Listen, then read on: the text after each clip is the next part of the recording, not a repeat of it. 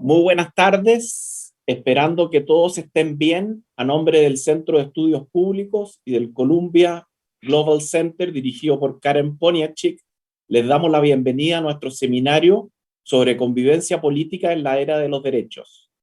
Este encuentro es el segundo de un ciclo sobre los desafíos para la democracia que hemos organizado en conjunto con la Universidad de Columbia. El pasado jueves 12 de julio tuvimos a Nadia Urbinati, también profesora de la Universidad de Columbia, conversando sobre populismo. Hoy es un honor para nosotros contar con la presencia de Jamal Green, uno de los constitucionalistas más destacados de los Estados Unidos. Muchas gracias, Jamal, por la gentileza de acompañarnos esta tarde. También nos acompañan como comentaristas Verónica Undurraga y Francisco Javier Urbina. Muy bienvenidos y muchas gracias por acompañarnos, Verónica y Francisco Javier. A continuación, le doy la palabra a nuestro investigador Eugenio García Huidobro, que moderará este seminario y nos explicará cómo se llevará adelante. Por favor, Eugenio. Muchas gracias, Leonidas. Como bien decías, hoy día tenemos el privilegio que Jamal nos presente el argumento de su nuevo libro. Y si bien este se centra principalmente en los Estados Unidos, su mensaje tiene una importante vigencia para la discusión constitucional en que nos encontramos en Chile. Jamal Green es profesor de Derecho Constitucional de la Universidad de Columbia y su línea de investigación se centra principalmente en argumentación constitucional, derecho constitucional comparado y libertad de expresión. Jamal estudió economía en la Universidad de Harvard y es abogado de la Escuela de Derecho, de la Universidad de Yale. Es autor del libro How Rights Went Wrong del año 2021 y de una decena de artículos, además de ser columnista frecuente en The New York Times, Slate y The Los Angeles Times. Adicionalmente, se desempeña como copresidente de la Junta de Vigilancia de Facebook. Antes de su llegada a Columbia, trabajó en la Corte de Apelaciones del Segundo Circuito de los Estados Unidos y también en la Corte Suprema de dicho país. Y adicionalmente ha sido profesor visitante de las escuelas de Derecho de las universidades de Harvard y de Nueva York. Como bien dijo Leonidas, para comentar la presentación de Jamal nos acompañan dos panelistas también de lujo. Por un lado, tenemos con nosotros a Verónica Undurraga, profesora de la Universidad Adolfo Ibáñez, quien además es magíster de la Universidad de Columbia y doctora de la Universidad de Chile.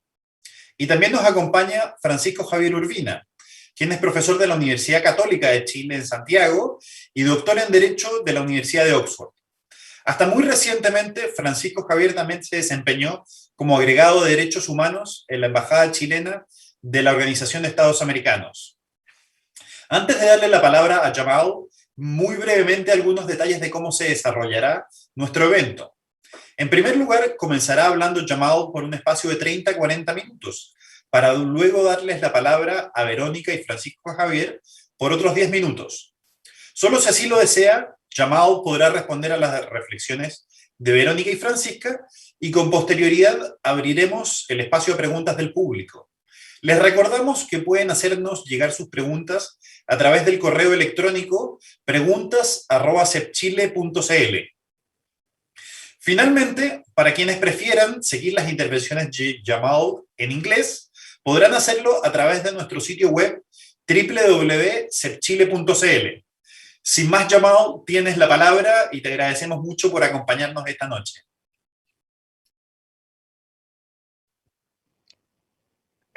Thank you, Eugenio, and thank you to the Columbia Global Center in Santiago and to the Centro de Estudios Públicos.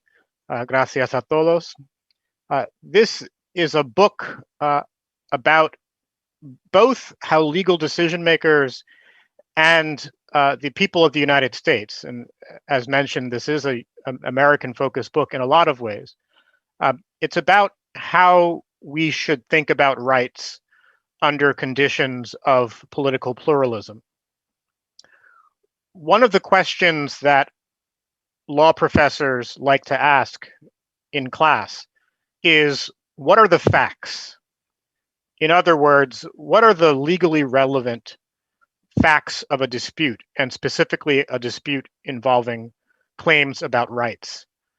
The argument that I advance in the book, and that I'll talk about a little bit today, is that we spend too much time thinking about what one might call interpretive facts. What's the meaning of the text? What is the nature of the right at issue?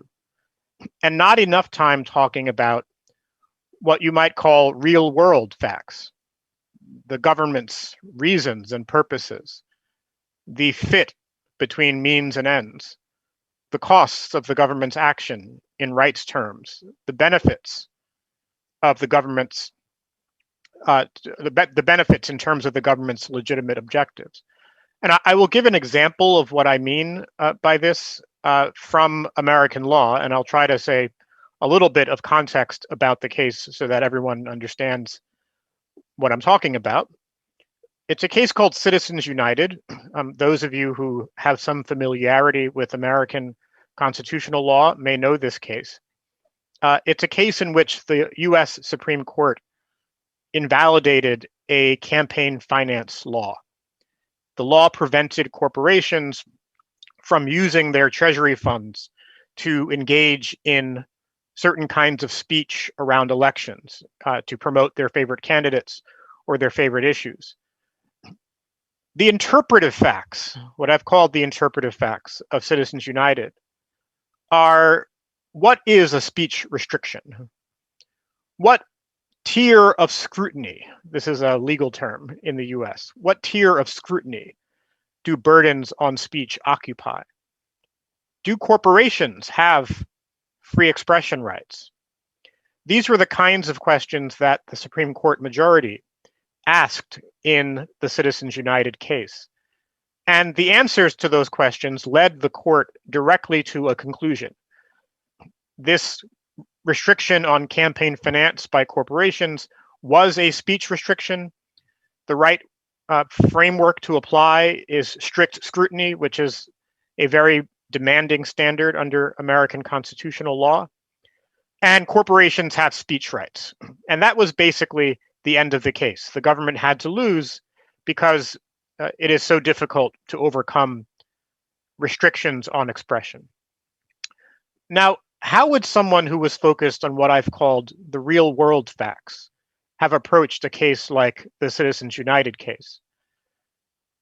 First point is they might very well skip over questions about whether free speech rights are involved. Of course, free speech rights are involved in Citizens United. We can concede that premise. It's a legal premise, and we can concede it. What are the real world facts? Well, these are the facts of the conflict between a litigant, a company called Citizens United, and the government. On one side of this dispute is Citizens United, which is a nonprofit corporation. It is an ideological nonprofit corporation, meaning they're not trying to sell anything, they're trying to sell their ideas. That corporation is trying to criticize a candidate in the election. They put out a movie called Hillary the Movie, which was a feature-length film criticizing Hillary Clinton when she was running for president in 2008. So they're trying to put out a movie about a candidate. Instead of putting that movie in theaters, what they did was they tried to distribute it using video on demand in the weeks leading up to the election, right? So that's one side of the conflict, an ideological corporation putting out a video on demand about a candidate in the election, and it's a nonprofit corporation. On the other side is a government statute, a government law that is premised on the belief that corporations that engage in certain kinds of election communication, electioneering is the term in English, that those corporations can dominate the political process. They can drown out the voices of individual citizens. So the government passes a law. That law says that corporations who want to engage in certain kinds of election communications within 30 days of a primary election or 60 days of a general election may do so. But they have to do so through a separate political action committee that separates out their political funds from their general treasury funds. Now, I've told you a lot of details about this case, not because I want to bore you, but because the details are really important to trying to understand what is really at stake in a case like Citizens United. Because viewed through the lens of those real world facts about the case, the dispute is not an abstract dispute between government wanting to restrict speech and citizens wanting to exercise it. It's between a government that is trying to protect the political rights of its citizens through a very specific law, and a corporate citizen whose directors believe the law goes too far towards interfering with their free expression. The dispute is about those facts. The relevant questions are not what is speech, an abstract legal question. The relevant questions are what is the government trying to accomplish through this law? Is it legitimate for the government to try to protect the political rights of its citizens? Does this law go too far towards interfering with the free expression of this litigant, Citizens United? And in trying to answer those kinds of questions, there are a number of facts that we might care about. We might, for example, care about the evidence that ordinary citizens are unable to meaningfully participate in the political process under the status quo, before the law was enacted. That wasn't discussed at all in the Citizens United case. We might care about what burdens are associated with corporations relying on a separately established political action committee instead of relying on their general treasury funds to engage in political speech. Remarkably, that wasn't discussed at all in the Citizens United case. What is the difference between a political action committee and general treasury funds? That seems to be at the heart of the case, but it wasn't discussed at all. We might care about the difference between television advertising and video on demand movies. There's a difference in terms of whether the audience actually has to watch the ad or not, right? So video on demand, the only people who are going to see it are the people who ask for it. Whereas a television ad, which was the main target of this law, has to be watched by anyone who's sitting and watching the program. At least back in 2008, that was true. It's less true now. That wasn't discussed in Citizens United.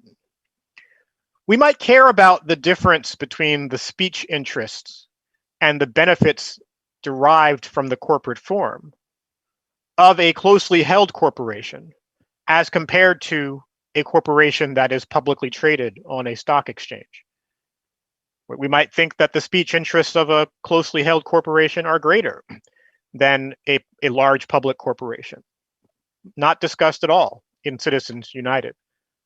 We might care about the difference in the burden of a campaign finance restriction on an ideological corporation, as opposed to a corporation that tries to sell things, a corporate like General Motors or something like that. Not discussed at all in Citizens United. Those issues are not discussed in Citizens United, I suggest, because the way Americans think about rights has encouraged us to think that rights conflicts are about the abstract legal interpretive questions, like is money speech, for example, as opposed to being about those real world facts that I just described. At the heart of that tendency by Americans is what I call in the book rightsism. I don't know how you would translate that into Spanish, but I say right. I use the term rightsism in the book. Rightsism is a disposition to view a rights conflict as a question of what the right is and whom the right protects. The alternative to rightsism is to view a rights conflict as a dispute that has important values on multiple sides of the dispute, and therefore requires no abstract discrimination between rights. A rightsist, someone who engages in rightsism, views a rights conflict as an opportunity to declare what rights the Constitution protects and what rights the Constitution does not protect. Rejecting rightsism, which I encourage in the book, instead means viewing rights conflicts as a natural outgrowth of pluralism, as a legitimate values conflict that is in need of mediation, not in need of discrimination between the rights of some people and the rights of others. There is nothing inherent in the nature of rights conflicts or in the nature of rights conflicts decided by judges that requires judges to resolve them using this kind of categorical approach that I criticize. And in fact, I think that the proportionality frameworks that have been adopted in many other countries, including many countries in Latin America, do a better job of avoiding rightsism than the categorical approach that Americans tend to use. So let me say a little bit about how I think Americans got to the place that I describe, and then say why I think it's a problem that this is where Americans find themselves. We sometimes associate what I have called rightsism with the American founders. We tell something like the following narrative. The Bill of Rights in the US Constitution sets out a code of rights, and those rights that are in the Bill of Rights are the ones that are in particular need of protection. And so when we get a rights dispute, the job of a court is to figure out which of those rights in the Constitution, in the Bill of Rights, which of those rights is engaged. And once that right is engaged, we protect those rights robustly, almost absolutely. The reason they're listed there in the Bill of Rights is because they are meant to be taken out of the political process. And so balancing of any kind reintroduces majoritarian politics, and introducing majoritarian politics defeats the purpose of rights.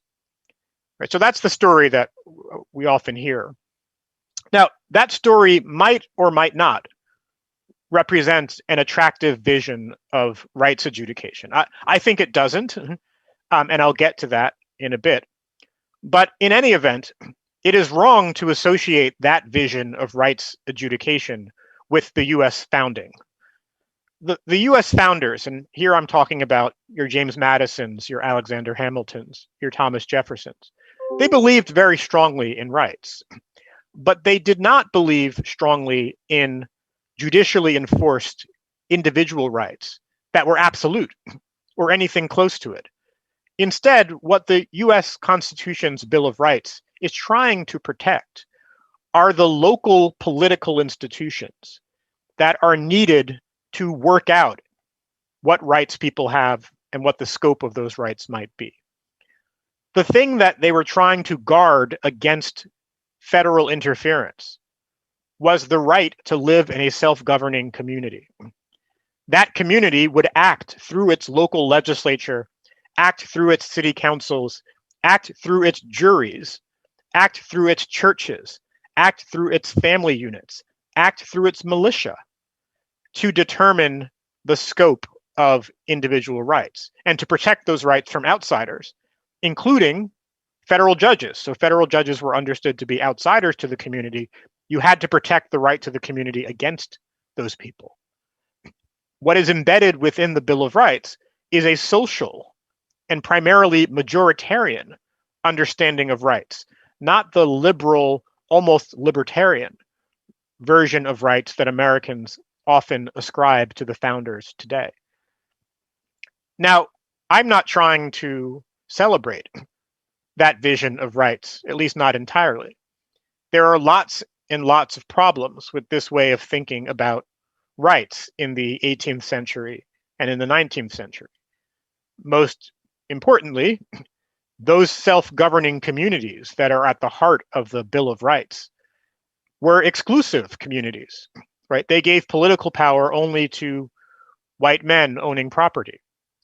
Now, this obviously is inadequate when we're talking about the rights of a pluralistic society. Many of the people whose rights were in need of protection in the 18th century were not empowered to participate in self-government.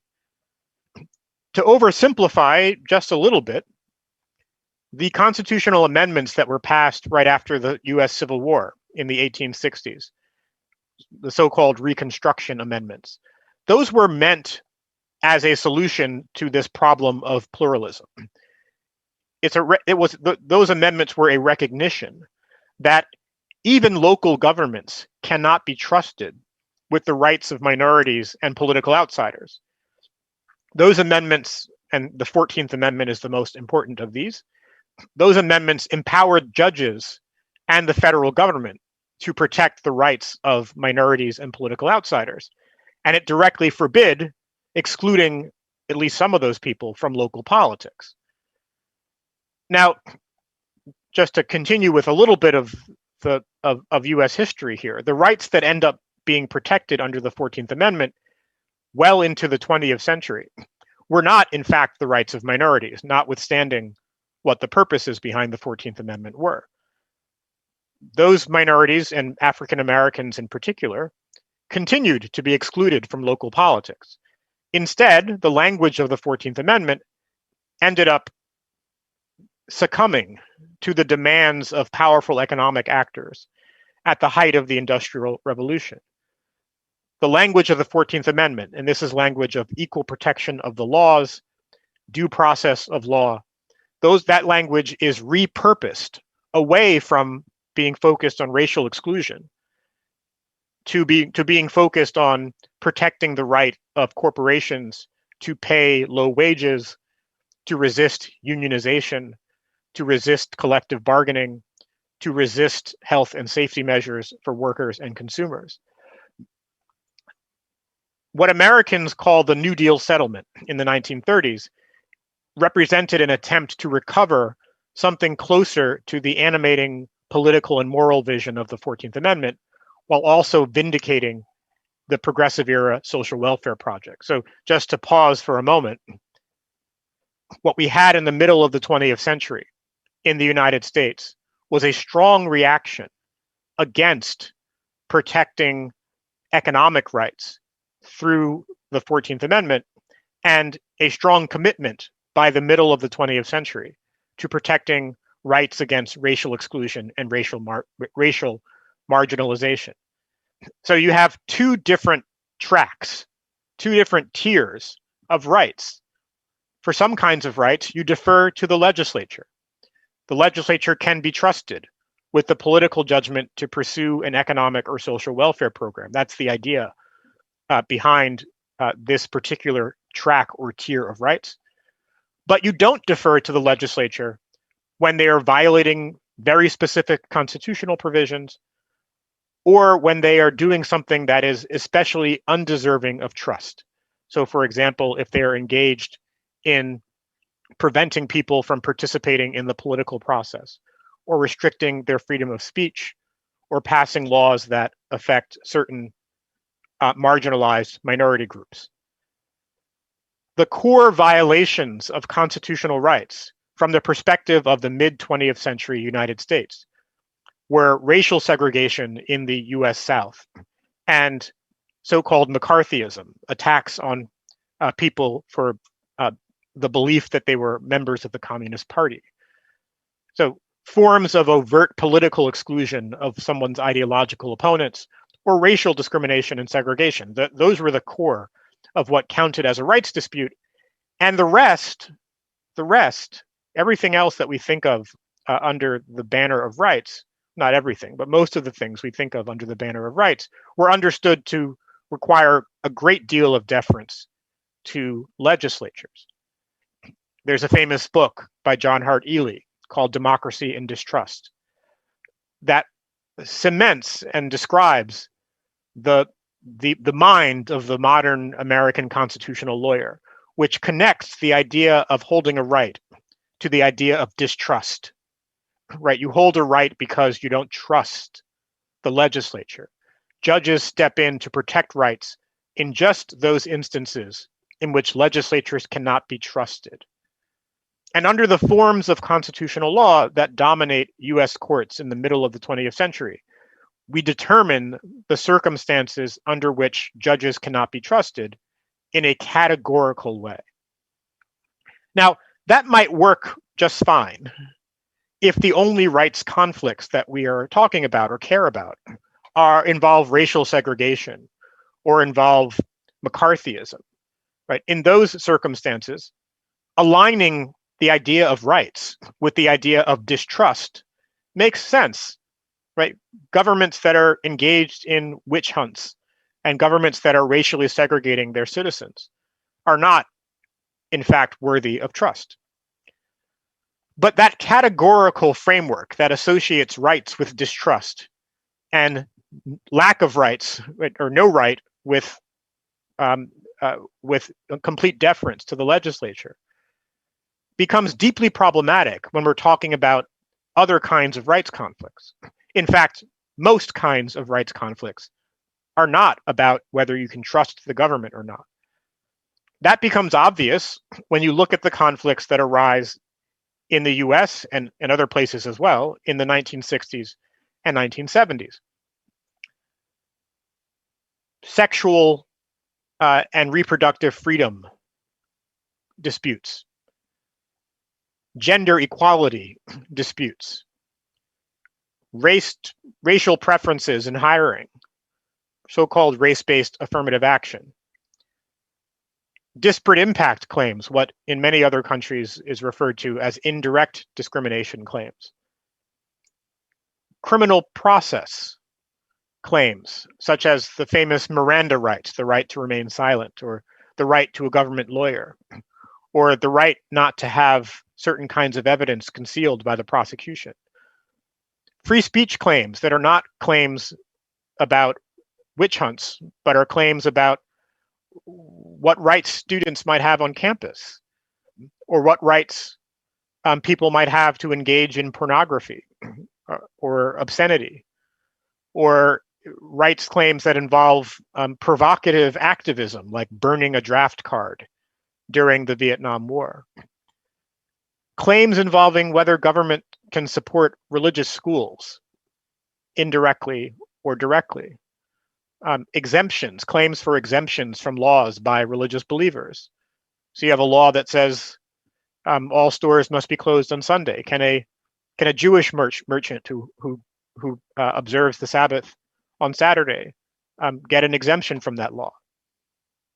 Claims asking of people who are asking for more welfare benefits, so more benefits from the social safety net, or people who are asking for government benefits like tenure at a public school, people who don't want their driver's license to be taken away because they've done something or other that the government doesn't like, or people who don't want to have their electricity or their gas turned off because they haven't paid their utility bill, right? All of those claims, these are normal, ordinary claims that arise in a complex society. Those claims are not fundamentally about whether you can trust the government or not. And when we persist with a categorical framework that tries to fit claims into these binaries of do you trust the government or not, we run into problems. And both sides of the political spectrum in the United States end up trying to fit the claims that they think are important into this binary all or nothing framework. US conservatives have resorted to originalism, or resort to the historical understandings of constitutional provisions as a strategy for getting at what they say are the true constitutional rights. And if once they identify the true constitutional rights, they get to exclude rights to abortion or rights to same-sex marriage, and they get to include rights to commercial speech or rights to guns or rights to certain forms of religious freedom.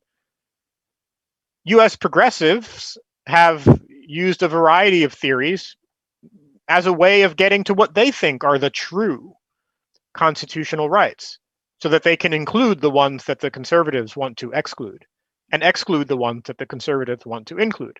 And so everyone engages in this rightsism that I described, discriminating between rights. What are the true constitutional rights and what are not?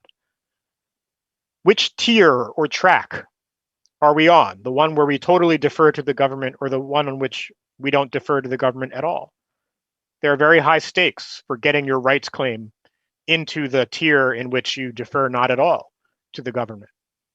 So in this way, polarization over constitutional rights aligns with political polarization over a lot of the same issues.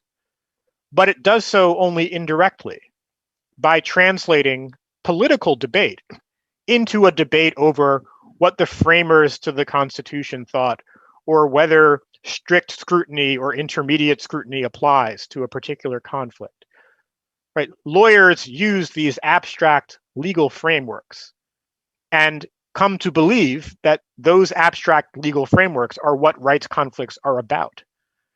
Right? That rights conflicts really are about strict scrutiny, or what James Madison thought. That those abstract legalistic questions, what is freedom of speech, really get at the relevant facts of a rights dispute. This way of thinking leads to at least three serious problems that I'll describe, and then I'll probably close shortly after that. So first problem is that it separates the link between rights and justice. So in a indirect discrimination case, instead of asking about real world facts, like what is the government trying to accomplish? What is the magnitude of the impact on a marginalized group? What are the alternatives available to the government when it passes a policy that has an impact on a marginalized group? All of those kinds of questions speak to the justice of the government's actions. Why are you doing this? Is there another way of doing this? Did you pay enough attention to the rights of others? Instead of doing that and asking those kinds of questions, in American constitutional law, we tend to ask, well, is indirect discrimination the same thing as direct discrimination? And because if it isn't, then the Constitution has nothing to say about it. Judges just try to figure out which category to put the dispute into in order to simplify their job. In a case about school funding equity, there's a case out of San Antonio in the 1970s in which public schools in the same city receive very, very different amounts of funding because they are funded based on the local property taxes in whatever neighborhood they're in. And so wealthy neighborhoods have better funded public schools than poor neighborhoods. And this continues to be the way that most American jurisdictions fund their public schools. So there's a challenge from people living in the poor district. And they say this violates the Constitution. Instead of asking, well, why is there this inequity? Why do we have this particular system? What is it trying to achieve? What is its magnitude? Can this inequity be reduced in a way that's consistent with whatever the government's objectives are? Right? Those are the questions you would ask if you care about justice. But instead of asking that, the court in that case, in rejecting the claim, asks, is there a constitutional right to equal public schools? And declares that the answer is no.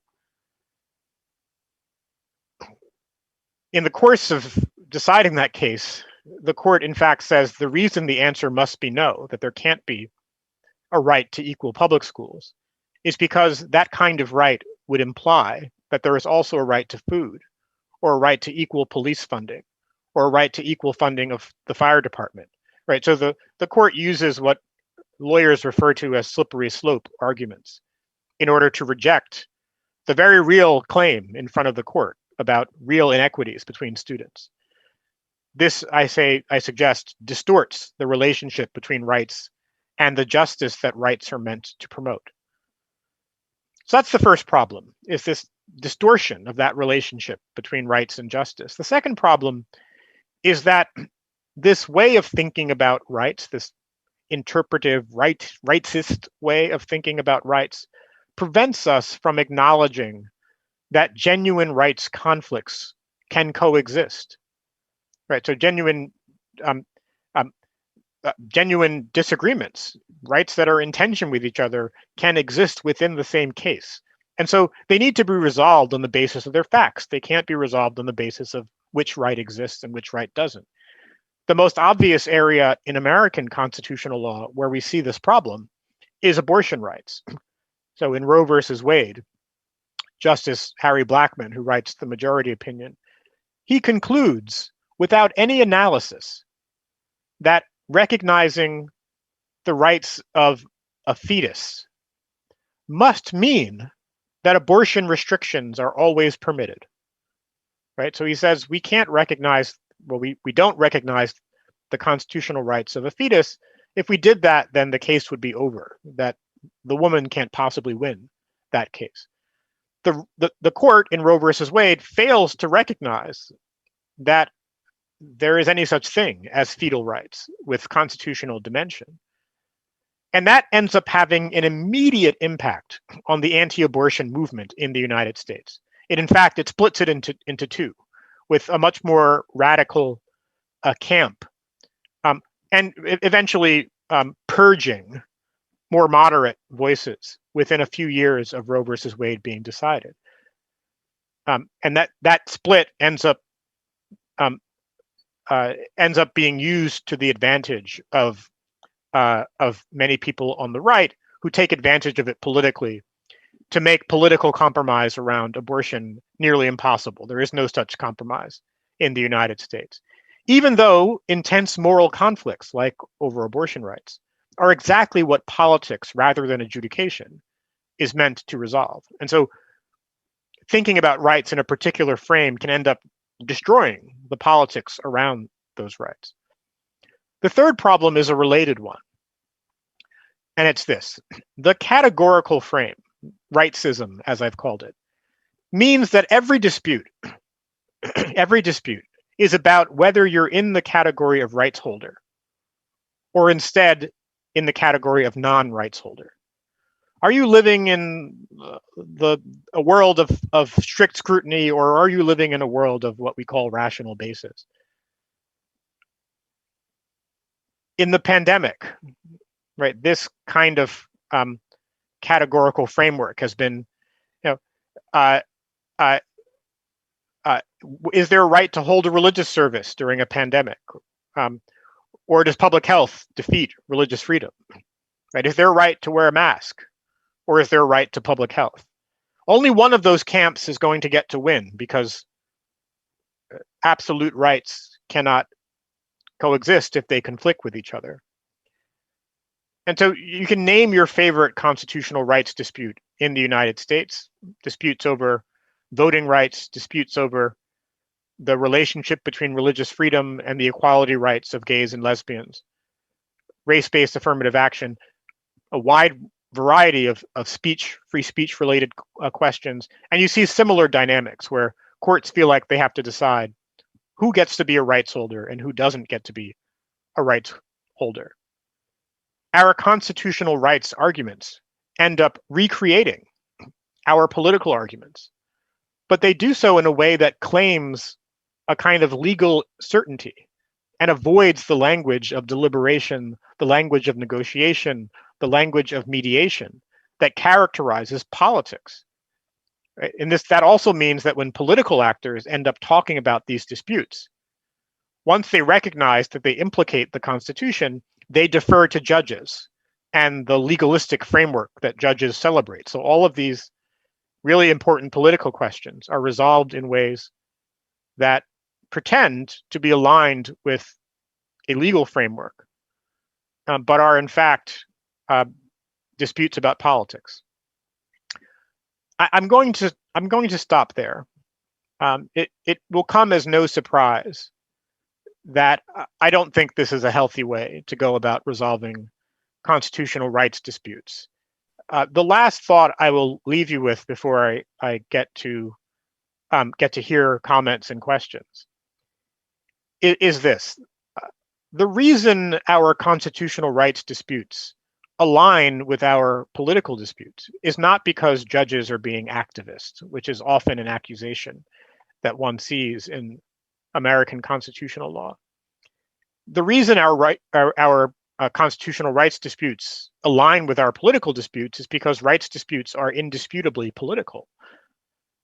We could decide to remove judges from them entirely. I don't think that's a good idea. And I also think we're too far. We're too late in our political life to do something like that. We could continue to be rightsist in the way that I've criticized, but that would have the destructive consequences that I've just described. We could alternatively seek out a third way of dealing with these kinds of legal disputes, one that focuses on real-world facts, one that continues to empower judges, who I think have an important role to play in rights disputes, but one that tries to promote a kind of mutual respect and at the same time restore some constitutional responsibility to the political process, so that the conversations that we have about rights in courts are continuous with the conversations about rights that we have in politics. So I will leave it there for now, and I look forward to your questions and comments. Muchísimas gracias, Yamal, por esa interesantísima presentación. Y ahora damos la palabra a Verónica, a quien también agradecemos por acompañarnos esta noche. Muchas gracias. Voy a hablar en español porque tengo más vocabulario en español y porque va a ser más cómodo para la audiencia más amplia que está escuchando, así que lo siento, Yamal, pero sé que la intérprete es estupenda, así que espero que no se pierda nada en la traducción.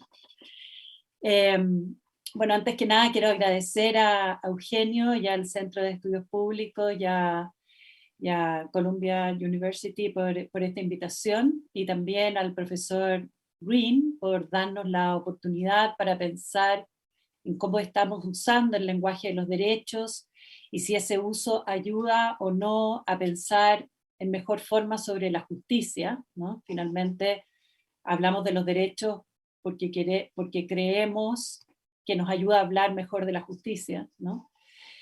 Y quiero empezar contando cómo me aproximé a la lectura del libro y desde qué referencias, inquietudes y qué me pasó mientras lo leía, ¿no? En primer lugar, sentí que el libro era una reflexión muy, muy profunda y a ratos cruda de la realidad constitucional y social de Estados Unidos.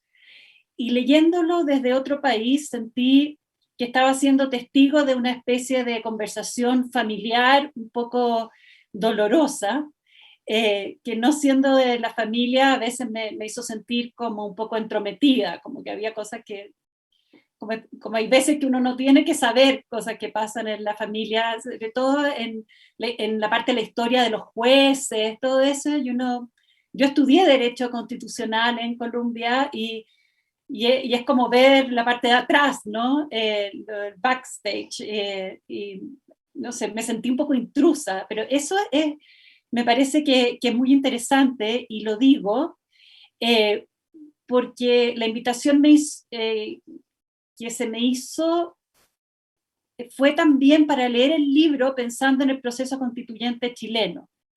Y el libro tiene un título muy llamativo, How Rights Went Wrong, Why Our Obsessions with Rights is Tearing America Apart. O sea, cómo los derechos se desviaron y por qué nuestra obsesión con los derechos está destruyendo a Estados Unidos. Es imposible no pensar que la invitación en este momento constituyente a discutir un libro con ese título no sugiera al menos que hay un cierto temor, aunque sea inconsciente, a que en Chile las innumerables demandas que han surgido en el contexto del proceso constituyente en el lenguaje de los derechos no vayan también a ser tan perniciosas como sugiere el título del libro.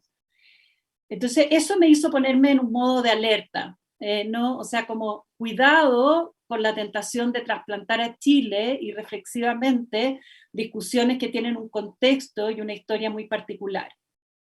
Cuidado porque solemos traspasar irreflexivamente más de lo que debiéramos, y cuidado porque es fácil, leyendo este libro, encontrar ciertas resonancias también en la discusión chilena. Solo para contarle al profesor Green, se está en este momento creando en Chile la Asociación Chilena del Rifle, básicamente con el exacto mismo discurso basado en derechos constitucionales de la NRA, de la National Rifle Association. Estados Unidos. Tampoco pude evitar leer el libro buscando cuáles son las referencias intelectuales del profesor Green en esta crítica al lenguaje de los derechos. Las críticas al uso del lenguaje de los derechos para referirnos a temas de justicia son antiguas y provienen tanto del progresismo de izquierda, estoy pensando en Marx, en su texto On the Jewish Question, que lamenta como todo el esfuerzo emancipador de la Revolución Francesa termina perdiéndose al transformarse en la defensa de derechos burgueses individualistas que aseguran parcelas de libertad, de propiedad, de seguridad, que nos alejan de una idea como de ciudadanía colectiva que está trabajando por una emancipación, ¿no es cierto? Y por evitar formas de opresión colectivas, ¿no? Pero también hay críticas clásicas desde el pensamiento conservador, y aquí estoy pensando en Burke, que espantado por los excesos de los franceses, reivindica que los derechos no se definen, sino que se disciernen en las soluciones justas de la casuística judicial. El gobierno no se crea en virtud de derechos abstractos, dice Burke, y dice los derechos metafísicos no dan guías para saber qué hacer con la, comillas, la grande y complicada masa de pasiones y preocupaciones humanas. Y por último también críticas clásicas al lenguaje de los derechos vienen del utilitarismo. Bentham decía que la noción de derechos naturales era un sinsentido, un nonsense, y la idea de derechos naturales, imprescriptibles e inalienables era un sinsentido en zancos, nonsense upon stilts, y que el derecho simplemente debía reconocer aquellos derechos que fuesen conducentes a asegurar las mayores condiciones posibles de bienestar general, y que esos derechos se podían eliminar si se transformaban en un obstáculo para lograr esa meta. Ahora, esas críticas se recogen después por los críticos del lenguaje de los derechos del siglo XX. Marian Glendon tiene un texto muy famoso que fue traducido y está publicado en la revista del Centro de Estudios Públicos, que representa una crítica conservadora comunitarista, y a Glendon le preocupa cómo el discurso de los derechos rompe el sentido de comunidad y debilita el diálogo democrático. Afirma que el discurso de los derechos en Estados Unidos infantiliza. Solo exigimos derechos y no asumimos responsabilidad ni nos hacemos cargo de que no son absolutos y de que deben compatibilizarse. Ella también señala que es un lenguaje que no permite pensar bien los temas de justicia, que son muy complejos. Y también la izquierda norteamericana de mediados del siglo XX critica el uso del lenguaje de los derechos, estoy pensando en el movimiento de los Critical Legal Studies, y ellos son escépticos del uso de los derechos para modificar situaciones de justicia arraigadas, precisamente por lo que decía el profesor Green hace poco, por esta idea de que se distorsiona el propósito original del reconocimiento de derechos, que eran más bien emancipatorios, ¿no es cierto? Y se empiezan a utilizar a favor de agendas conservadoras. Y además dicen que en el fondo utilizar el lenguaje de los derechos implica llevar la lucha por condiciones de mayor justicia a los tribunales, ¿no es cierto?, lo cual le da poder a la élite de los abogados y desmoviliza la lucha social que se tiene que dar en las calles. Entonces, una primera pregunta que yo le tenía al profesor Green, porque yo leía su libro y encontraba como aspectos de estas críticas en distintas partes, a veces un poco mezcladas, ¿no? Yo tengo una sensación de que hay un equilibrio ahí que se va un poquito más hacia un lado que hacia otro, pero es interesante porque su libro construye de alguna manera sobre esas críticas también. Entonces quería como a ver si podía hacer algún comentario sobre cómo él se ha nutrido de esas críticas, tanto desde el lado más conservador como del lado más de la izquierda progresista. Básicamente, la tesis del libro es que la doctrina y la jurisprudencia constitucional estadounidense tomó un camino profundamente equivocado y peligroso en la forma en que trata los derechos. Y aquí yo haría una primera pausa. A diferencia de lo que uno puede imaginarse leyendo desde Chile y por el título del libro, este no es un libro contrario al reconocimiento de derechos constitucionales. El profesor Green lo dijo muy bien recién. Al contrario, el autor afirma que los derechos deben expandirse, tanto que alaba un fallo del Tribunal Constitucional alemán en que reconoce derechos a alimentar las palomas en las plazas, ¿no?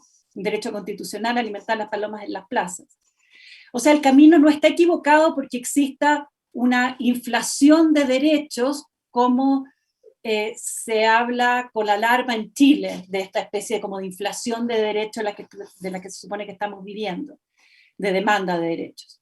El camino estaría equivocado porque se reconocen muy pocos derechos, pero en forma demasiado absolutas, y porque son exclusivamente las Cortes quienes definen quiénes tienen y quienes no tienen derecho en cada caso, en un juego de suma cero.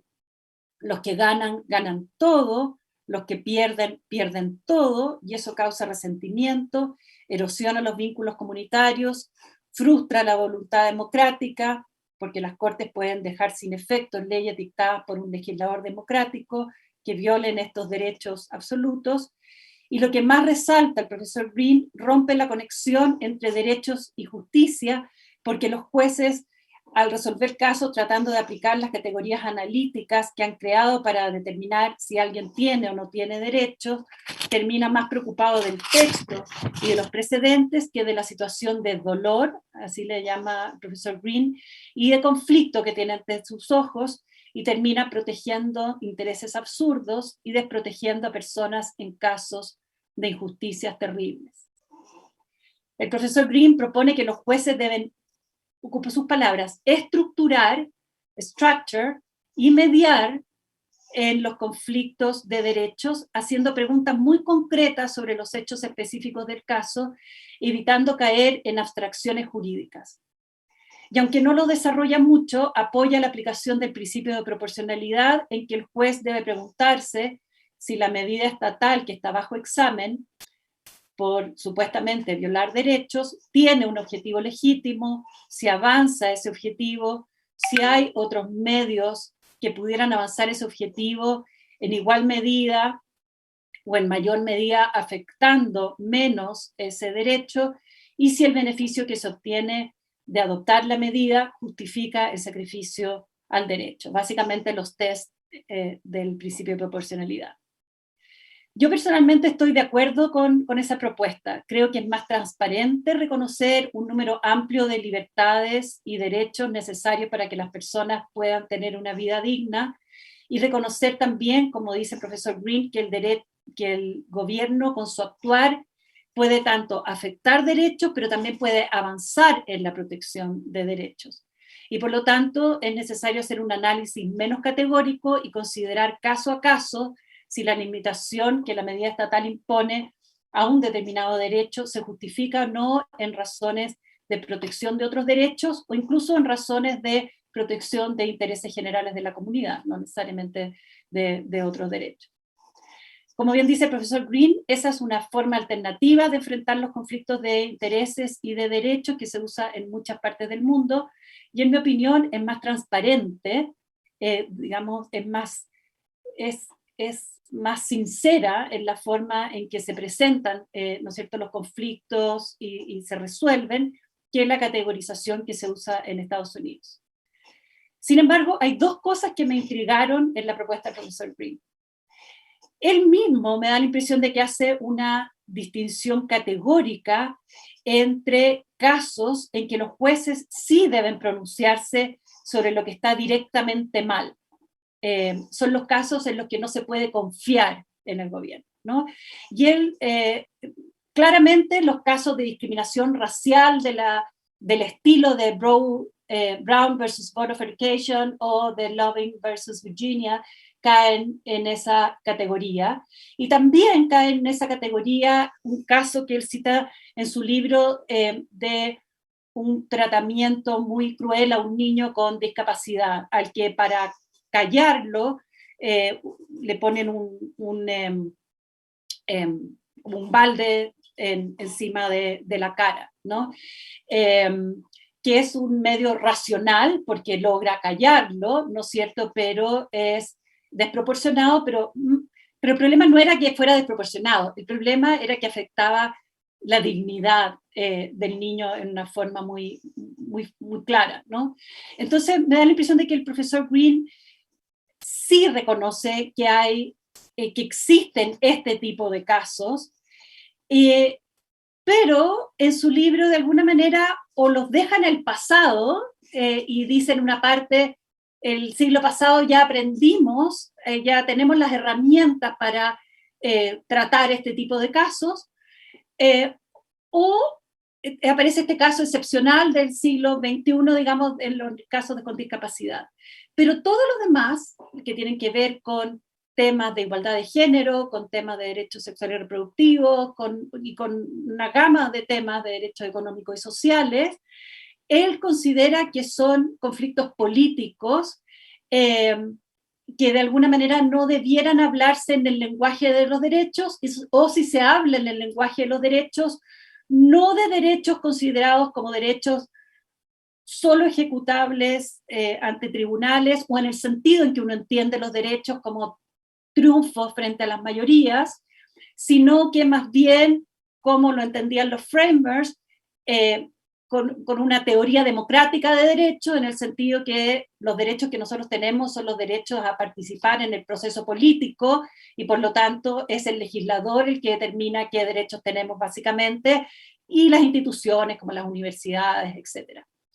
Ahora, yo discrepo en que muchos de los ejemplos que da el profesor Green sean ejemplos que uno pueda, que no tengan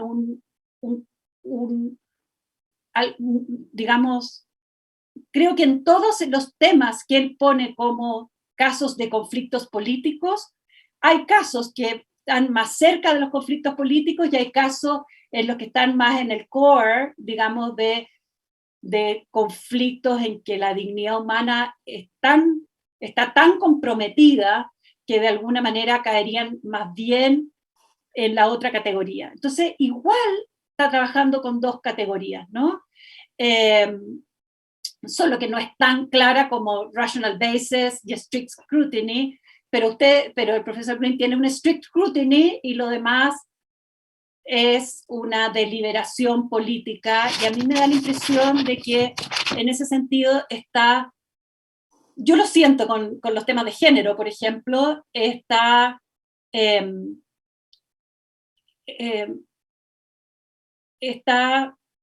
bajándole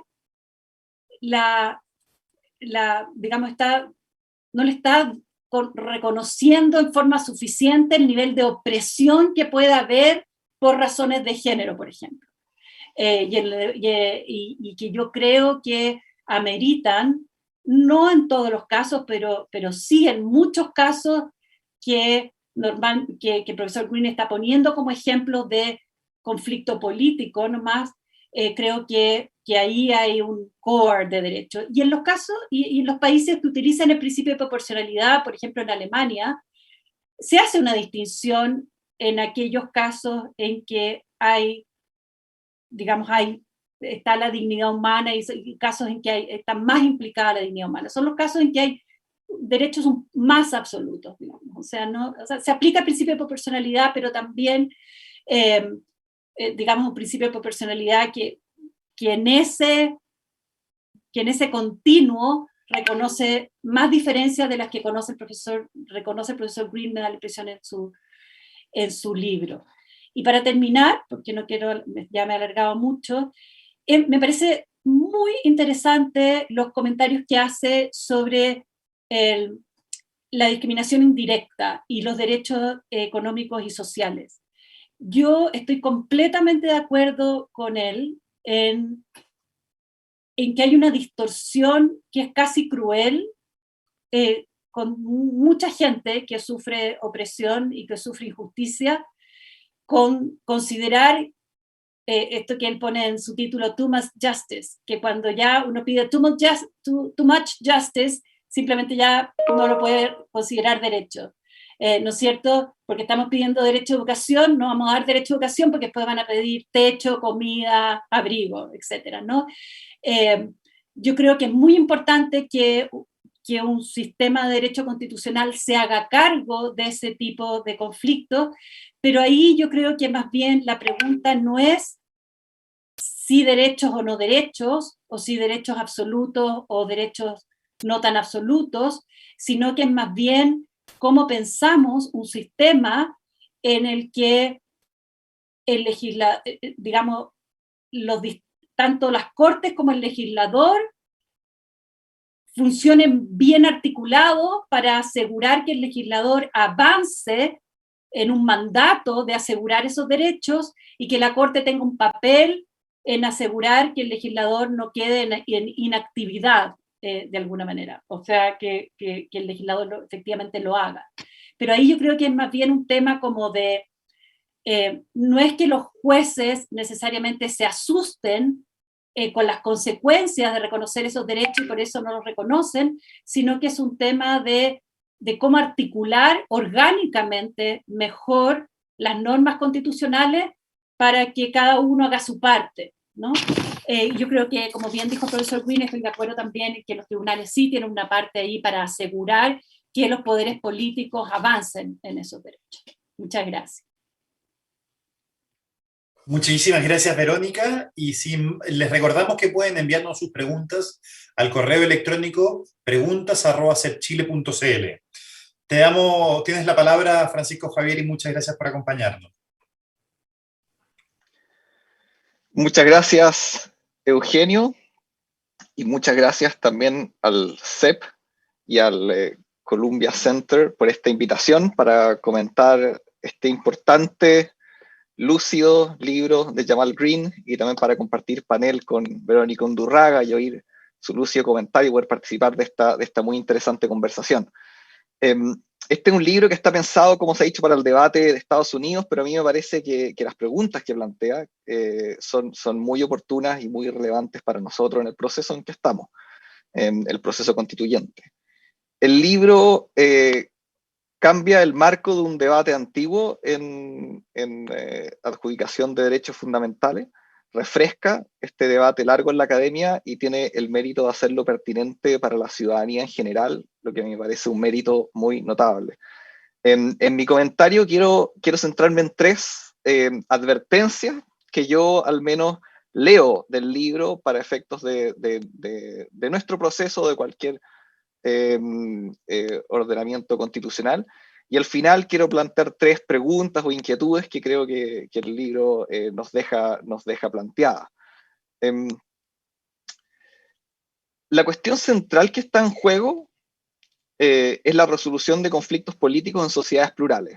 Este es un libro que se toma en serio el pluralismo, y tomarse en serio el pluralismo implica encontrar formas de resolución que nos ayuden, que no hagan más difícil convivir pacíficamente, democráticamente, bajo una misma constitución legítima, considerando nuestras diferencias.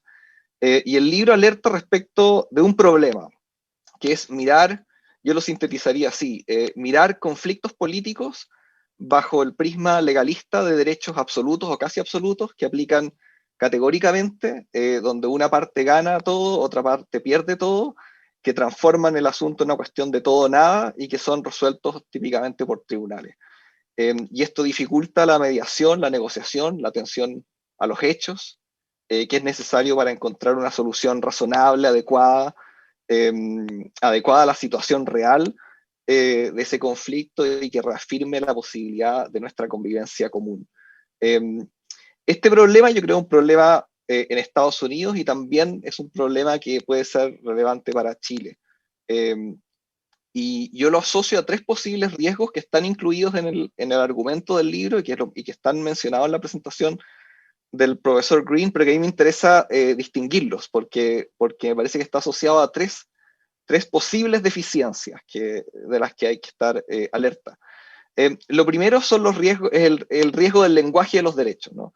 Derechos de categóricos, de aplicación absoluta o casi absoluta que oponen a una persona frente a otra o una persona frente al Estado.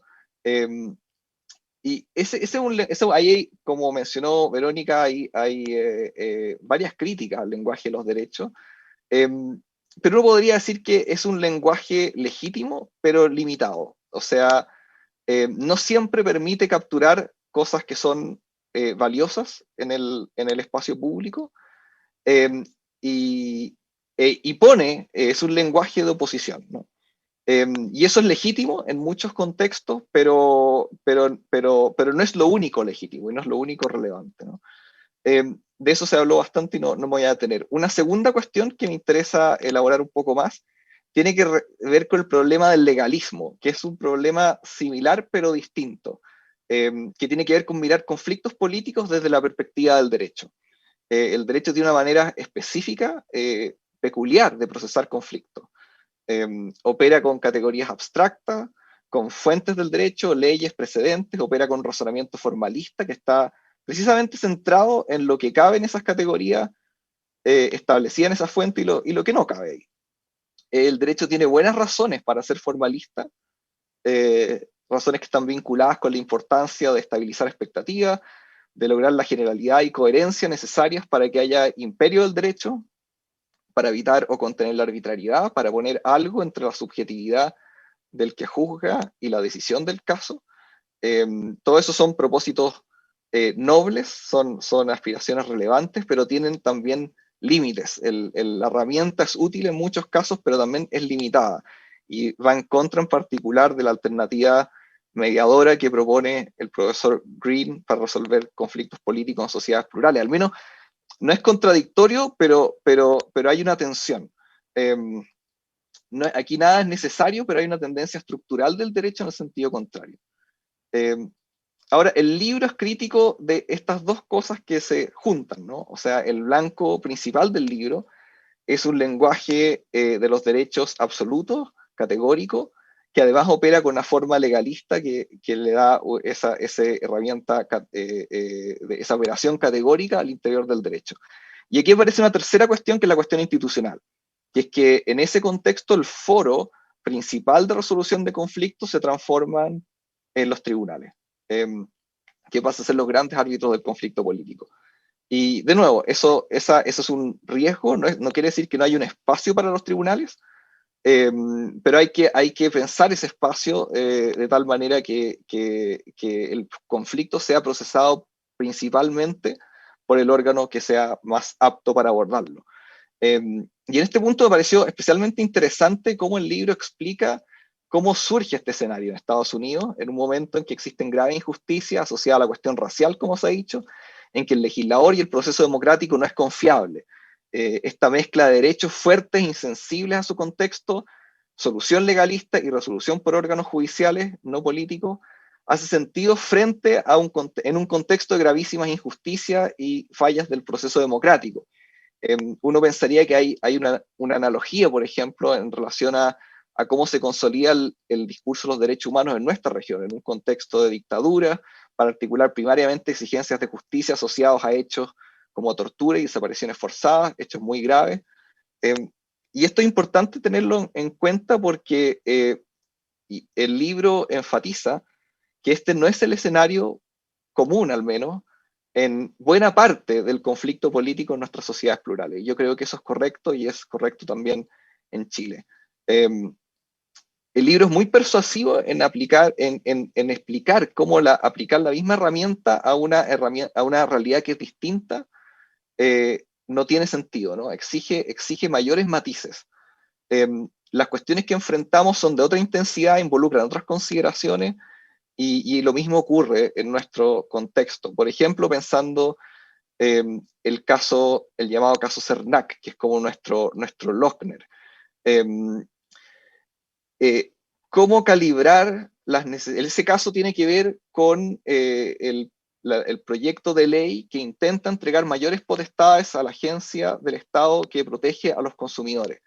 Y el Tribunal Constitucional declara inconstitucional una serie de esas protecciones, ¿no? Ahora, ¿qué es lo que hay que calibrar ahí? Hay que calibrar la necesidad legítima, el fin legítimo del Estado de que la agencia que protege los derechos de los consumidores tenga potestades efectivas de fiscalización y sanción. Esas potestades se relacionan con preservar la justicia y el cumplimiento de la ley. Y eso hay que articularlo con otra exigencia que también es legítima, que es con un debido proceso, ¿no? ese tipo de conflictos son conflictos que exigen articular distintas consideraciones que son relevantes y que calzan con el esquema, calzan mejor con el tipo de realidad propia de las sociedades plurales que plantea el profesor Green que con otro tipo de escenario. Entonces, el problema es un método de solución de conflictos a nivel de órganos jurídicos que no es apto, que puede no ser apto para el tipo de conflicto que aborda. ¿Y cuál es la solución? ¿Cómo se logra que estos conflictos reciban soluciones mediadas, políticas, revocables, que consideren, rehabiliten lo común?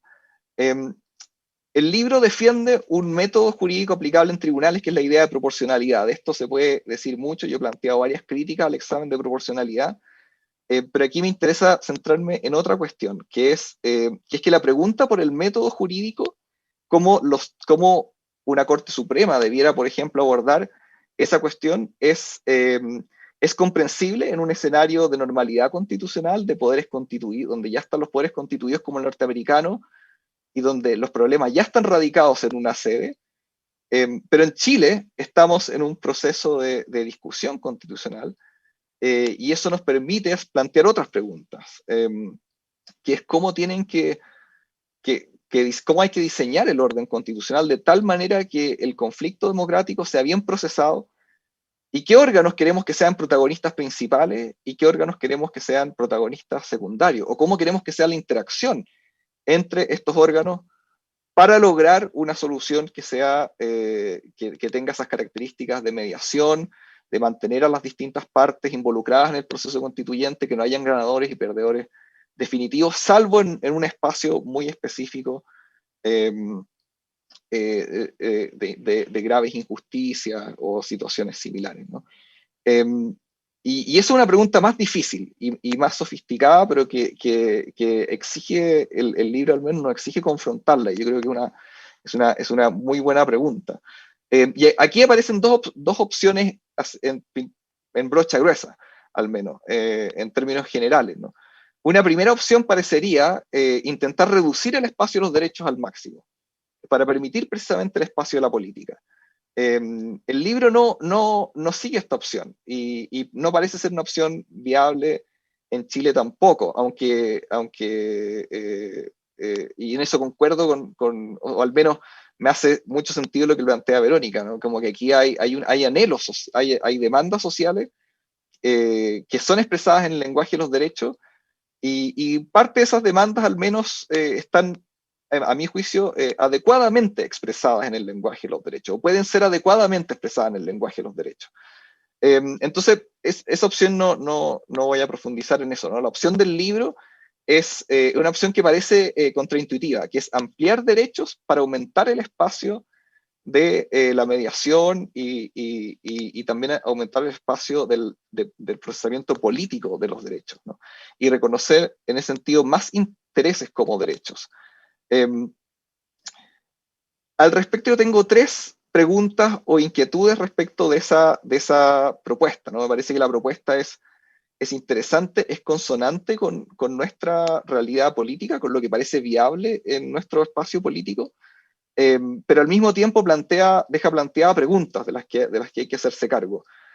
Primero, ¿cómo se trazan los límites de los derechos, ¿no? Yo entiendo que parte del argumento es no mirar el problema de los límites con el mismo dramatismo que bajo el esquema categórico, ¿no? O sea, van a haber más derechos, hay que ser más generoso en concebir los derechos precisamente para que más posiciones se vean reconocidas como tales, y el lenguaje de los derechos pueda capturar mejor la diversidad de la sociedad. Pero igual queda la pregunta, ¿no? De si es que tienen que haber límites, qué criterios hay para reconocer algunas cosas como derechos y otras no. Y esto se hace especialmente apremiante cuando un Estado se ve confrontado a la pregunta de la necesidad de hacer una lista, hacer un catálogo de derechos, ¿no? Que es lo que va a ocurrir en el proceso constituyente. Algunos derechos van a entrar y otros no. ¿Qué criterios se van a usar? Lo segundo es cómo se evita que el lenguaje de los derechos, ahora ampliado, no no cope el espacio, no deje fuera otras consideraciones relevantes que habiliten la acción y legítimamente habiliten la acción y la deliberación legislativa. Bienes comunes, por ejemplo, que son importantes. El mismo bien común de tener un sistema democrático en forma o tener un sistema constitucional en que todos se vean reconocidos, ¿no? Son cosas que no quedan, me parece, bien capturadas en el lenguaje de los derechos. Y quizá eso y lo anterior tiene que ver más que con qué derechos se admiten, con cómo se recogen, cómo se formulan, cómo se plantean de tal manera de que estén abiertos a ajustes, a limitaciones en base a otras consideraciones.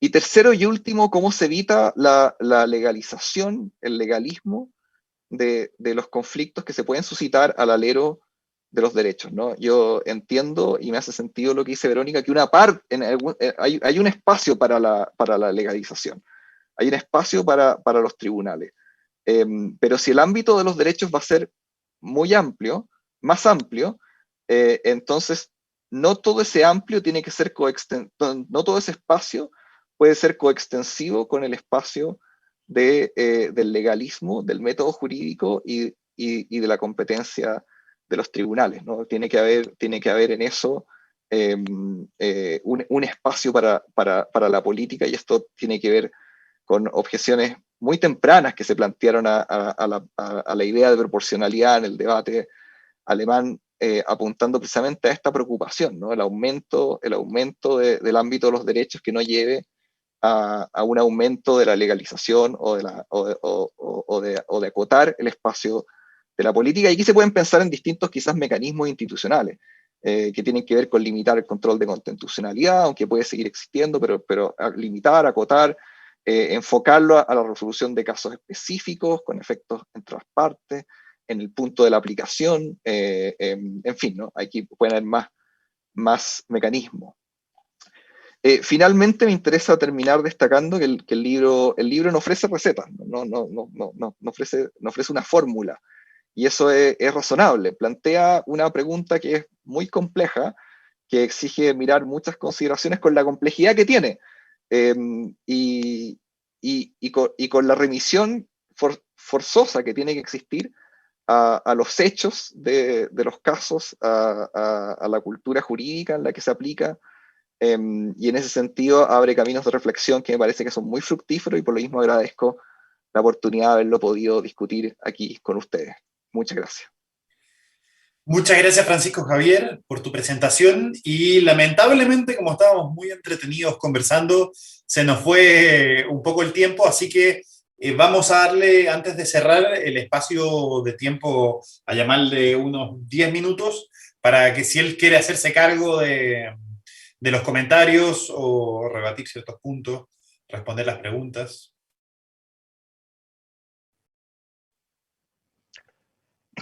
Thank you. Thank you for those comments. They were brilliant and very helpful. I will not be able in 10 minutes to do justice to the richness of the remarks, but I will try to say a few things that I think are responsive to some of the points that were raised. First, on the relationship between the themes of the book and issues of constitutional design, and issues in Chile today. I will absolutely not tell Chileans how to construct their constitutional system based on their own particular problems. The book is derived from a system in which the Constitution is very short and very difficult to amend, and those two features are an important part of the story that I'm telling here.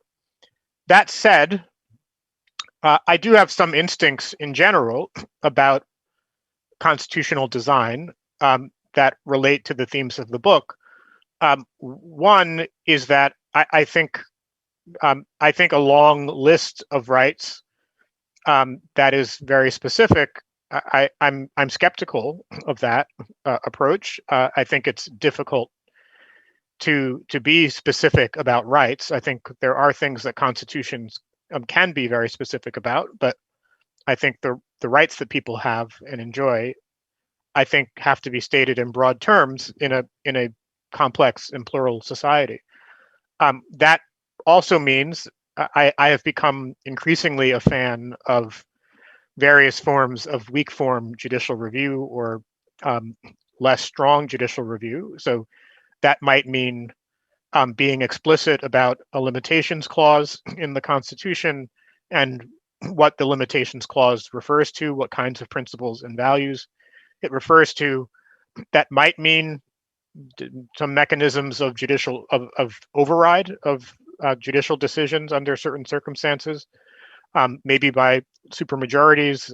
It may mean that with respect to certain kinds of issues, one doesn't have hard judicial review at all in the same sense in which, in the UK, there's the Declaration of Incompatibility under the Human Rights Act, which I think is a very useful innovation, that judges have a role to play in articulating what ways in which politics are going wrong without necessarily having the same set of remedies that we associate with strong judicial review.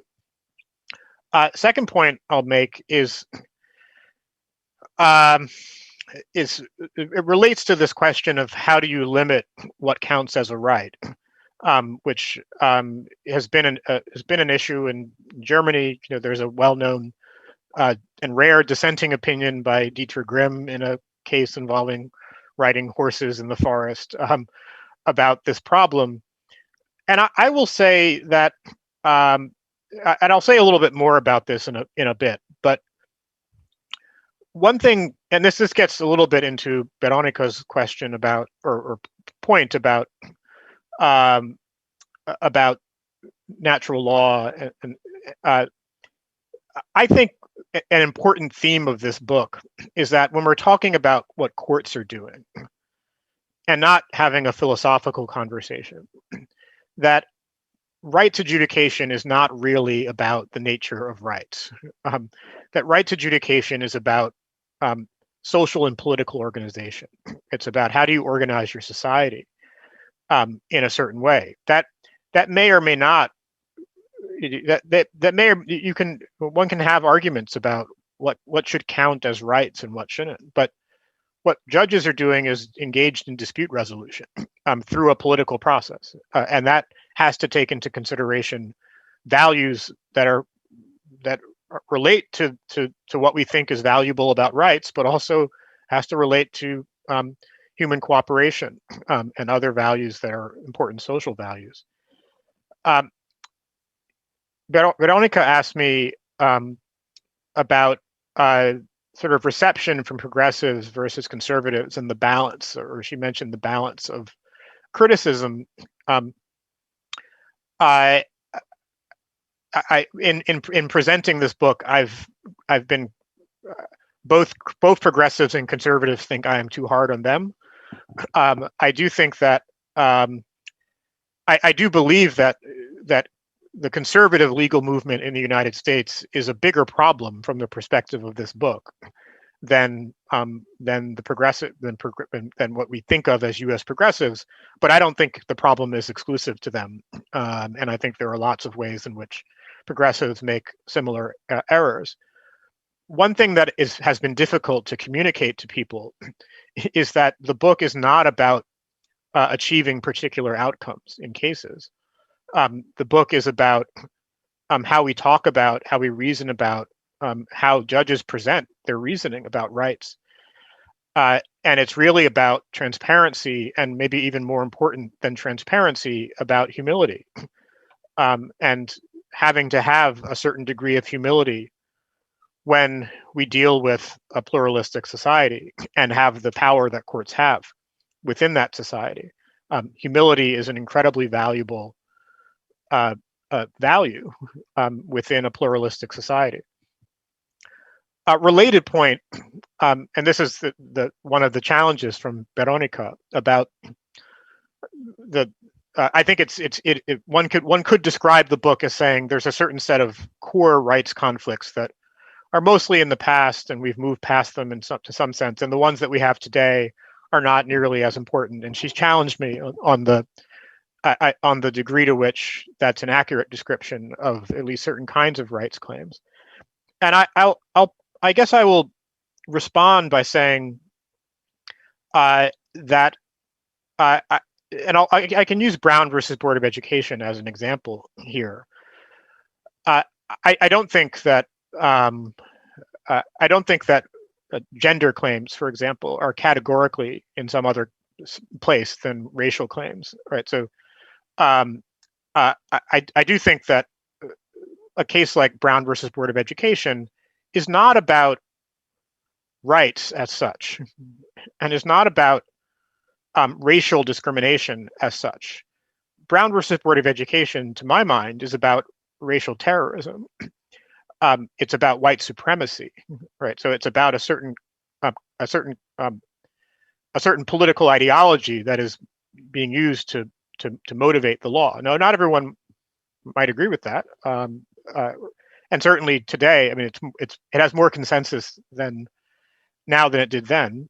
And certainly today, one can describe any number of conflicts in terms of being motivated by some kind of domination versus not being an ordinary political conflict. We're going to disagree about that as a society. We're going to disagree about which of those situations is true at any given moment. What the call of the book is to say that to the degree we build the kinds of categories that judges will always build, right? To be clear, right? Formalism of a certain kind, as both of you mentioned, is inevitable in law. But those categories should be constructed based on conversations we have, on judgments we make about when we see domination, when we see a lack of concern for other human beings, when we see improperly motivated governments, not based on, is this a race case? Is this a gender case? Is this an LGBTQ case? Right? Those are legal categories, and it may well be the case that we should pay special attention in certain kinds of cases based on history or politics or what have you. But we have to. Part of the plea of the book is for judges to keep their eye on the ball of, yes, a gender case in which one believes that some form of oppression is happening, and certainly oppression on the order of racial segregation should command someone's attention, should command the attention of judges, right? So it's a plea to construct the categories that we construct on the basis of judgments we make about the facts of the world, as opposed to constructing those categories based on legal instruments. A final point, and this just sort of goes back to questions about formalism and maybe the threat of juristocracy, right? If we think that judges are always going to be formalistic, or there's going to be some degree of formalism that judges engage in, and we are also saying we're expanding rights, then there's a danger that of giving over rights adjudication to people who are incredibly formalist, right? That's the danger, and rights inflation may increase that danger rather than decrease it. You're saying there are more now there are more things that judges should be involved in being formalistic about. And that is a genuine concern, so I won't say it's not. What I would say is that what judges should above all be focused on in complex societies with genuine disagreements about the scope of people's rights is reducing the stakes of adjudication of those rights claims, so that it may be that you have access to court, but you're not going to get very much out of the court. So you might as well resolve this in some other way, because once you raise the stakes of adjudication such that one thinks they can win completely by going to court, then we are going to inevitably convert our political conflicts into legal conflicts. So that can mean a lot of different things. How do you reduce the stakes of adjudication? But I think that should be an overall goal of a legal system within under conditions of radical pluralism. And I will end there. Muchísimas gracias, Yamal. Muchas gracias por tu presentación. Muchas gracias, Verónica y Francisco Javier. Lamentablemente se nos acabó el tiempo, pero habríamos seguido conversando. Esta es una discusión muy importante para Chile, con todas las prevenciones que presentó Verónica y Francisco Javier. Y muchas gracias a todos que nos acompañaron hoy día en la noche. Ojalá nos volvamos a encontrar.